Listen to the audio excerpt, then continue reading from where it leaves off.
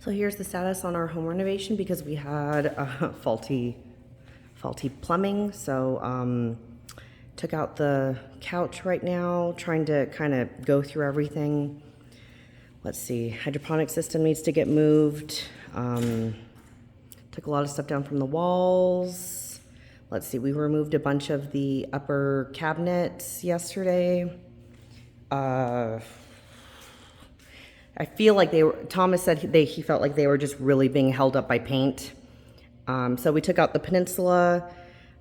Pretty soon all this is gonna be gone. We'll just probably have the oven and maybe the sink for a minute. And then once we start actually ripping out the floors and stuff, we'll take all this stuff out. So unfortunately I still have the dining room table full, and behind it, a bunch of stuff that needs to get donated or just get packed up. Because I have some containers that I just haven't had a chance. And then everything from the kitchen is in our new butler's pantry, faux butler's pantry.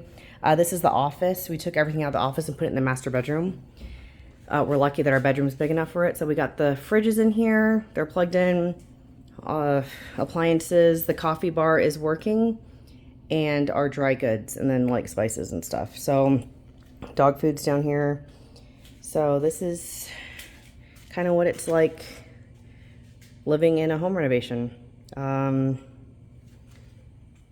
it's just, you know, just making accommodations. We're trying to keep the kids' rooms as clear as possible, but like all our office stuff, like Tom's 3D printer, both the computers are in here, all of our books, and we have more books that are in the garage and stuff in the back hallway.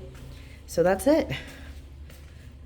Just trying to take some documentation because when we did the master bathroom, we didn't really take a lot of video. So yeah, but this is the kitchen. The kitchen was just this small little area. We're gonna extend it. It's gonna be 25 feet by I think 14 feet roughly. So yeah, and the goal is to make it so that everything can go behind a cabinet door because I don't want to see the clutter anymore. Oh, so yeah. And after all this is cleared out, I am going to be painting the ceiling. I got quoted a few years ago about $3,500 to paint the ceiling. I'm sure it's more now. Yeah, I'm not gonna do that. I can paint the ceiling and the walls for the most part. At least put a fresh coat so it's all uniform.